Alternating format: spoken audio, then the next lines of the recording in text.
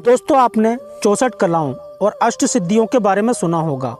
प्राचीन काल से ही भारत में ऐसी कई विद्याएं प्रचलन में रही हैं जिसे आधुनिक युग में अंधविश्वास या काला जादू मानकर खारिज कर दिया गया है।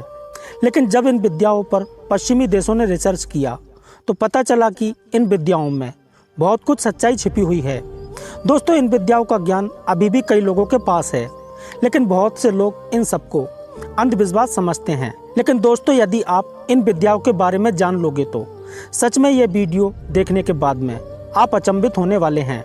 इसलिए फ्रेंड्स, वीडियो को अभी से लाइक करके चैनल को सब्सक्राइब कर दें, बाद में आप वीडियो की भावना में खो जाएंगे। तो चलिए दोस्तों, शुरू करते हैं। हालांकि अब भी ऐसी कई रहस्यमयी विद्याएं हैं जिनको हासिल करने से व्यक्ति चमत्कारिक सिद्धियों से संपन्न हो सकता है या वह अपनी किसी भी तरह की मनोकामना पूर्ण कर सकता है। हम आपको बताएंगे ऐसी ही 10 प्राचीन विद्याओं के बारे में जिन्हें जानकर आप हैरान हो जाएंगे। नंबर 10 पर है सम्मोहन विद्या। ये प्राचीन काल की प्राण विद्या का एक हिस्सा है। सम्मोहन के बारे में हर कोई जानना चाहता है, लेकिन सही जानकारी के अभाव में वह इसे समझ नहीं पाता है। सम्मोहन विद्या को ही प्राचीन समय से प्राण विद्या या त्रिकाल विद्या के नाम से पुकारा जाता रहा है। सम्मोहन का अर्थ आमतौर पर वशीकरण से लगाया जाता है। वशीकरण अर्थात किसी को बस में करने की विद्या। हमारे मन के कई स्तर होते हैं, उनमें से एक है आदिम आत्मचेतन मन। आदिम आत्मचेतन मन ना तो विचार करता है और ना ही निर्णय लेता है। उक्त मन का संबंध हमारे सूक्ष्म शरीर से होता है। यह मन हमें आने वाले खतरे या उक्त खतरों से बचाने के तरीके बताता है। यह मन लगातार हमारी रक्षा करता है। हमें होने वाली बीमारी की भी यह हमें 6 माह पूर्व ही सूचना दे देता है, और यदि हम बीमार हैं तो यह हमें स्वस्थ रखने का प्रयास करता है। बौद्धिकता और अहंकार के चलते हम उक्त मन की सुनी अनसुनी कर देते हैं। उक्त मन को साधना ही सम्मोहन है। यह मन आपकी हर तरह से मदद करता है, बशर्ते आप इसके प्रति समर्पित हों। यह किसी के भी अतीत और भविष्य को जानने की क्षमता रखता है। आपके साथ घटने वाली घटनाओं के प्रति आपको सजग कर देगा, जिस कारण आप उक्त घटना को टालने के उपाय खोज लेंगे। आप स्वयं ही नहीं, दूसरों की बीमारी दूर करने की क्षमता भी हासिल कर सकते हैं। नंबर 9 पर है चौकी बांधना। अक्सर ये काम बंजारे, गडरिये या आदिवासी लोग करते हैं। वे अपने किसी जानवर या बच्चे की रक्षा करने के लिए चौकी बांध देते हैं। गडरिये अपने बच्चे को किसी पेड़ की छांव में लेटा देते हैं और उसके आसपास छड़ी से एक गोल लकीर खींच देते हैं। फिर कुछ मंत्र बुदबुदाकर चौकी बांध देते हैं। उनके इस प्रयोग से उक्त गोले में कोई भी बिच्छू जानवर या कोई भी बुरी नीयत का व्यक्ति नहीं आ सकता। उल्लेखनीय है कि यही प्रयोग लक्ष्मण जी ने सीता माता की सुरक्षा के लिए किया था, जिसे आज लक्ष्मण रेखा के नाम से जाना जाता है। दरअसल चौकी बांधने का प्रयोग कई राजा महाराजा अपने खजाने की रक्षा के लिए भी करते रहे हैं। आज भी उनका खजाना इसी कारण से सुरक्षित भी है। रावण ने तो अपने संपूर्ण महल की चौकी बांध रखी थी। चौकी बांधने के कई तरीके होते हैं। चौकी किसी देवी या देवता की बांधी जाती है या नाग महाराज की। चौकी भैरव और 10 महाविद्याओं की भी बांधी जाती है। कुछ लोग भूत प्रेत की चौकी बांधते हैं तो कुछ नगर देवता की। कहते हैं कि कई गड़े खजाने की चौकी बंधी हुई है।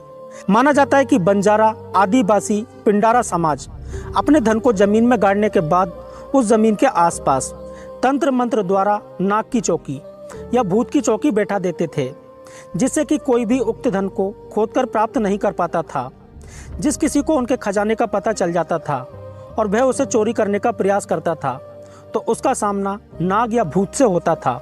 नंबर 8 पर है मंत्र, तंत्र और यंत्र। तंत्र शास्त्र भारत की एक प्राचीन विद्या है। मंत्र शक्ति से भी कई तरह के कार्यों को संपन्न किया जा सकता है, और उसी तरह से यंत्र से भी मनचाही इच्छा की पूर्ति होती है। मंत्रों में तांत्रिक और साबर मंत्र को सबसे असरकारक माना जाता है, जबकि यंत्र कई प्रकार के कार्यों के लिए होते हैं, जैसे लक्ष्मी प्राप्ति हेतु लक्ष्मी यंत्र, युद्ध में विजय प्राप्ति हेतु बगुलामुखी यंत्र। कई लोग अपने संकट को दूर करने और जीवन में धन संपत्ति, सफलता, नौकरी, स्त्री और प्रसिद्धि पाने के लिए किसी यंत्र, मंत्र या तंत्र का सहारा लेते हैं। ये कितने सही हैं, ये तो शोध का विषय है, लेकिन लोग इन पर विश्वास करते हैं। मंत्र की शक्ति के बारे में हर धर्म के ग्रंथों में लिखा हुआ है। हिंदू गायत्री मंत्र, महामृत्युंजय मंत्र और बजरंग बली के मंत्रों के अलावा अथर्ववेद में उल्लेखित मंत्रों को सिद्ध और शक्तिशाली मानते हैं। इसके अलावा साबर मंत्रों की महिमा का वर्णन भी मिलता है। नंबर 7 पर है प्लेन चिट। आजकल इस विद्या को प्लेन चिट कहा जाता है। यह आत्माओं को बुलाने का विज्ञान है। प्राचीन काल से ही यह कार्य किया जाता रहा है। कुछ आत्माएं जिन्हें शांति प्राप्त नहीं हुई है, वे प्लेन चिट के माध्यम से आपको भूत, भविष्य एवं वर्तमान तीनों कालों की जानकारी दे सकती हैं। आप उनसे अपनी परेशानी का हल भी प्राप्त करवा सकते हैं। हालांकि इसमें खतरे बहुत हैं। कहते हैं कि उनसे परीक्षा के प्रश्न पत्र की जानकारी भी ली जा सकती है। उनसे आप अपना भविष्य या किसी गड़े धन के बारे में पूछ सकते हो। इसके अलावा आप उन्हें अपने जीवन की परेशानी बताकर उसका हल भी जान सकते हैं। प्लेन चिट मुख्यतः 2 तरह के होते हैं। पहले तरीके के प्लेन चिट पर एक तरफ अंग्रेजी या हिंदी के अक्षर लिख लें और दूसरी तरफ अंक लिख लें। ऊपर हाँ और नीचे ना लिख दें। बीच में एक गोला बनाएं और उस पर एक कटोरी को उल्टा रख लें। फिर कमरे के किसी कोने में अगरबत्ती जला लें। फिर 3 या 5 लोग मिलकर उस कटोरी पर अपनी उंगली रखकर किसी आत्मा का आह्वान करें। जब आत्मा आ जाती है तो यह कटोरी अपने आप ही चलने लगती है। जो भी पूछा जाता है कटोरी धीरे धीरे चलकर अंक या अक्षरों पर पहुंचकर जवाब देती है। जैसे उससे उसका नाम पूछा गया तो वह कटोरी चलकर अंग्रेजी या हिंदी में लिखे अक्षरों को ढकती जाएगी। और यह वीडियो केवल आपकी जानकारी के लिए है। आप ऐसा कुछ भी घर पर करने की कोशिश ना करें। नंबर 6 पर है काला जादू। भारत में एक से एक जादूगर हुए हैं जिनके जादू हैरत में डाल देते हैं। हालांकि इनमें से अधिकतर के पास जादू की विद्या सामान्य होती थी, जिससे वे लोगों का मनोरंजन करते थे। यहाँ हम इस तरह के नहीं बल्कि काले जादू की बात कर रहे हैं। माना जाता है कि काला जादू उसे कहते हैं जिसके माध्यम से व्यक्ति अपने स्वार्थ को साधने का प्रयास करता है या किसी को नुकसान पहुंचाने के काम करता है। बंगाल और असम को काला जादू का गढ़ माना जाता रहा है। काले जादू के माध्यम से किसी को बकरी बनाकर कैद कर लिया जाता है या फिर किसी को बस में करके उससे मनचाहा कार्य करवाया जा सकता है। काले जादू के माध्यम से किसी को भी किसी भी प्रकार के भ्रम में डाला जा सकता है और किसी को मारा भी जा सकता है। काला जादू शरीर में नकारात्मक ऊर्जा उत्पन्न करता है। ये शक्तियां बाहरी व्यक्ति के द्वारा भेजी जाती हैं जो उस व्यक्ति पर आंतरिक प्रभाव डालती हैं। दरअसल काला जादू मनोवैज्ञानिक ढंग से कार्य करता है। काला जादू करने वाले आपके अचेतन मन को पकड़ लेते हैं। इसका प्रभाव आपके मन पर होता है। काले जादू के अंतर्गत मुठकरणी विद्या, वशीकरण, स्तंभन, मारण, भूत प्रेत, टोने और टोटके आदि आते हैं। अधिकतर इसे तांत्रिक विद्या भी कहते हैं। इसके अलावा बहुत से ऐसे पारंपरिक अंधविश्वास और टोटके हैं जो अंधविश्वास हैं, जो लोक परंपरा से आते हैं, जिनके पीछे कोई ठोस आधार नहीं होता है। ये शोध का विषय भी हो सकते हैं। इसमें से बहुत सी ऐसी बातें हैं जो धर्म का हिस्सा हैं और बहुत सी बातें नहीं भी हैं। नंबर 5 पर है वास्तुशास्त्र। वास्तुशास्त्र को गृह निर्माण, महल निर्माण, पुल, तालाब आदि निर्माण सहित शहर के निर्माण की विद्या माना गया है। प्राचीन भारत के प्रमुख वास्तुशास्त्री महर्षि विश्वकर्मा और मैं दानव हैं। भारतीय वास्तुशास्त्र में गृह निर्माण से संबंधित कई तरह के रहस्यों को उजागर किया गया है, जैसे कि भूमि कैसी हो, घर का बाहरी और भीतरी वास्तु कैसा हो। इसके अलावा घर के निर्माण के वक्त आने वाली बाधा के क्या संकेत हैं। भारतीय वास्तुशास्त्र एक चमत्कारिक विद्या है। इंद्रप्रस्थ और द्वारका नगरी के निर्माण से यह सिद्ध होता है कि बगैर किसी मशीनरी के वास्तु के माध्यम से जल को पहाड़ी पर चढ़ाया जाता था। इसके अलावा महल में सिर्फ एक जगह ताली बजाने पर उस ताली की आवाज़ महल के अंतिम कक्ष और बाहरी दरवाजे तक भी पहुंच सकती है। कहते हैं कि भवन निर्माण के समय कारीगर के पागल हो जाने पर गृहपति और घर का विनाश हो जाता है, इसलिए उस घर में रहने का विचार त्याग देना चाहिए। नंबर 4 पर है प्राण विद्या।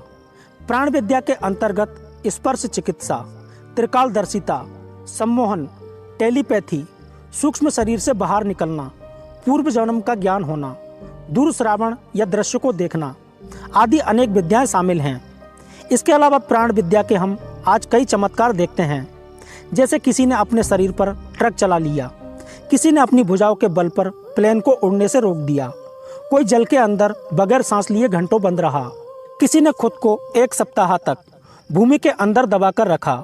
इसी प्राण विद्या के बल पर किसी को 7 तालों में बंद कर दिया गया। लेकिन वह कुछ सेकंड में ही उनसे मुक्त होकर बाहर निकल आया। कोई किसी का भूत, भविष्य आदि बताने में सक्षम है, कोई किसी की नज़र बांधकर जेब से नोट गायब कर देता है। इसी प्राण विद्या के बल पर कोई किसी को स्वस्थ कर सकता है तो कोई किसी को जीवित भी कर सकता है। नंबर 3 पर है पानी खोजने या खोई वस्तु खोजने की विद्या। पानी खोजने वाले सुगनिये भारत में मिल जाएंगे। सुगनिये नीम की टहनी, धातु की मुड़ी हुई छड़, दोलक आदि का उपयोग करके पानी की उपस्थिति की जानकारी देते हैं। आश्चर्य की बात यह है कि वे कई मामलों में सही साबित होते हैं और प्रशिक्षित भूवैज्ञानिकों को भी मात दे देते हैं। सगुनियों का कहना है कि नीचे मौजूद पानी के कारण होने वाले सूक्ष्म कंपनों या पानी के कारण पृथ्वी के चुंबकीय क्षेत्र में होने वाले परिवर्तनों को भांप लेते हैं। कुछ सगुनिये ये भी दावा करते हैं कि वे बता पाते हैं कि पानी खारा है या मीठा, पानी बह रहा है या स्थिर है। इसी प्रकार ऐसे भी कई लोग हैं जो आंखें बंद करके किसी की भी खोई हुई वस्तु का पता बता देते हैं। ये काम वे आत्मसम्मोहन के जरिए करते हैं। यही काम आजकल पेंडुलम डाइजिंग के माध्यम से किया जाता है। हमारे अवचेतन मन में वह शक्ति होती है कि हम एक ही पल में एक ब्रह्मांड में कहीं भी मौजूद किसी भी तरंग से संपर्क कर सकते हैं। सारा ब्रह्मांड तरंगों के माध्यम से एक दूसरे से जुड़ा हुआ है। उन तरंगों के माध्यम से हम जो जानना चाहते हैं या हमारे जो भी सवाल होते हैं, जैसे ज़मीन के अंदर पानी खोजना या खोई हुई चीज़ों को तलाशना, उसे हम डाउजिंग कहते हैं। डाउजिंग किसी भी छुपी हुई बात को खोजने वाली विद्या है। नंबर 2 पर है ज्योतिष। ज्योतिष विद्या के कई अंग हैं, जैसे सामुद्रिक शास्त्र, हस्तरेखा विज्ञान, लाल किताब, अंक शास्त्र, अंगूठा शास्त्र, ताड़पत्र विज्ञान, नंदी नाड़ी ज्योतिष, पंचपक्षी सिद्धांत, नक्षत्र ज्योतिष, वैदिक ज्योतिष, रमल शास्त्र, पांचा विज्ञान आदि। भारत की इस प्राचीन विद्या के माध्यम से जहाँ अंतरिक्ष, मौसम, भूगर्भ की जानकारी हासिल की जाती है, वहीं इसके माध्यम से व्यक्ति का भूत और भविष्य भी जाना जा सकता है। नंबर 1 पर है झाड़ फूंक। झाड़ फूंक कर लोगों का भूत भगाने या कोई बीमारी का इलाज करने, नज़र उतारने या सांप के काटे जहर को उतारने का कार्य ओझा लोग करते हैं। ये कार्य हर धर्म में किसी न किसी रूप में आज भी पाया जाता है। पारंपरिक समाजों में ऐसे व्यक्ति को ओझा कहा जाता है। कुछ ऐसे दिमागी विकार होते हैं जो डॉक्टरों से दूर नहीं होते। ऐसे लोग पहले ओझाओं का सहारा लेते हैं। ओझाओं की क्रिया द्वारा दिमाग पर गहरा असर होता है और व्यक्ति के मन में यह विश्वास हो जाता है कि अब तो मेरा रोग और शोक दूर हो जाएगा। ये विश्वास ही व्यक्ति को ठीक कर देता है। दोस्तों, इसके अलावा भी ऐसी कई विद्याएं मौजूद हैं जो एक वीडियो में बताना संभव नहीं है। यदि आप चाहते हैं कि मैं इसका सेकंड पार्ट लाऊं, तो आप कमेंट कर देना। मैं जल्द ही इसका सेकंड पार्ट लेकर आऊँगा। और दोस्तों, कमेंट किया करो यार, बुरा लगता है तो बुरा बोलो, लेकिन कमेंट करो। मिलते हैं आगे किसी ऐसे ही टॉपिक के साथ। तब तक के लिए बाय बाय, धन्यवाद।